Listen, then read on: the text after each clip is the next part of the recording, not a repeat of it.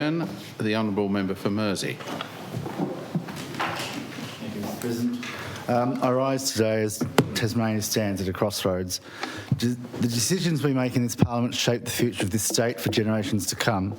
They determine not only the economic future of Tasmania, but whether ordinary Tasmanians can still trust this government. At the epicentre of this moment stands the Marinus Link and the North West Transmission developments, better known as Project Marinus. Mr. President, just recently, Tasmanians watched in total disbelief as Tas Networks began the compulsory acquisition process to force easements over private land for the NWTD project. Whilst affected landholders received an official Tas Networks notice to treat in January, they were given less than 24 hours notice that their properties were about to be publicly listed in the Gazette. Imagine learning within 24 hours that your family farm, your livelihood, your home, your future is about to become the subject of public speculation within the compulsory acquisition powers of the government. What makes this even more troubling is that there are ongoing TasCat appeals challenging current approvals connected to the NWTD and Marinus developments. Yet despite these proceedings, Tas Networks has pressed ahead with compulsory acquisition processes as though the outcome is already settled. What message does that send to the Tasmanian people? What message does it send to those who exercise their lawful right to seek a review before an independent tribunal? It sends the message that decisions have already been made behind closed doors by politicians and government officers, regardless of what the tribunal may ultimately decide. Mr. President, the perception strikes at the very foundations of due process and the rule of law. We must ensure the government and its agents respect tribunal processes. They are not merely procedural obstacles to be ignored whilst government machinery rides roughshod over anything it disagrees with. The Energy Minister has repeatedly spoken about the need to keep project deadlines on track. There's a real difference between responsible governance and reckless endangerment. Pushing ahead with these projects to satisfy speculative timelines is a cavalier endeavour, the act of a caddish government. Sometimes the bravest and wisest decision a government can make is to pause. And there are many reasons why Tasmania should pause and seriously consider Project Marinus. Mr. President, earlier this year, a deeply troubling piece of research was published as a major nationwide cohort study in Switzerland. It examined the effect of long-term residential exposure to electromagnetic fields from high-voltage power lines and ran over an 18-year period in a study involving millions of people.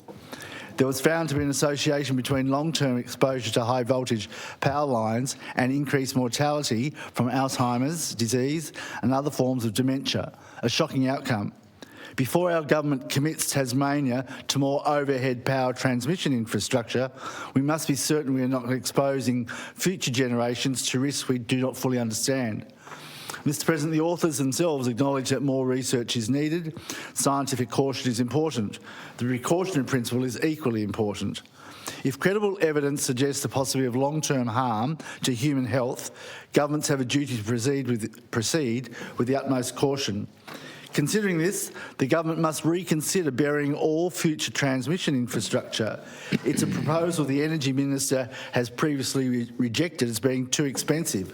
And yet the entire 90 kilometres length of the mainland connection will be buried 1.2 metres underground, so that existing land use and agriculture will be unaffected. I assume the additional cost will be paid for out of our share and will have to make to do with the overhead power lines that also kill our migrating birds and towers that obstruct our farmers' paddocks. Mr. President, public confidence in Project Marinus has also been shaken by the government's handling of the Marinus final investment decision. The Energy Minister signed the agreement with the federal government during the caretaker period. Serious questions remain as to whether he possessed proper statutory or executive authority at the time to bind Tasmania to the Marinus agreement. The government has promised the whole state business case would be publicly released 30 days before the final investment decision. That promise was broken. There was no informed public discussion, no public scrutiny. Essentially, Tasmanians had no say in the largest proposed investment in our history. And when the business case was at last released, Tasmanians were faced with pages upon pages of heavy redaction.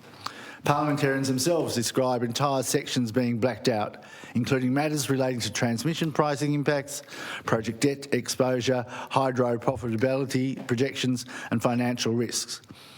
Tasmanians have every right to ask what risks are being concealed, especially when Treasury's own fiscal sustainability report warns that Tasmania's total public sector debt could well approach $146 billion or more by 2040, unless corrective action is taken. We are approaching a period of extreme fiscal danger. $146 billion is not merely a number on a spreadsheet, it is the certainty of future generations inheriting a fully indebted Tasmania, going backwards with crumbling public service and fewer opportunities. We must stop and carefully examine whether Tasmania can truly afford multi-billion dollar developments of this scale. Mr President, I call on the government to halt all preliminary works and compulsory acquisitions associated with Project Marinus until all legal appeals have been fully resolved. I additionally call on the government to reassess the redactions within the whole of state business case and release all information that is unjustifiably withheld from the Tasmanian people. And finally, I call on the government to ensure that any questions regarding ministerial authority and the legality of agreements entered into during the caretaker period are examined by an independent authority. Mr President, this Parliament is approaching critical budget decisions at the moment that may well be a turning point in Tasmania's history. What we decide now will determine the future of Tasmania, long after every person currently sitting in this chamber is gone. That is an enormous responsibility and one we must take very seriously. Question is that the Council do now adjourn. Those of that opinion say aye. Aye. To the contrary, no. I think the ayes have it. The Council is adjourned.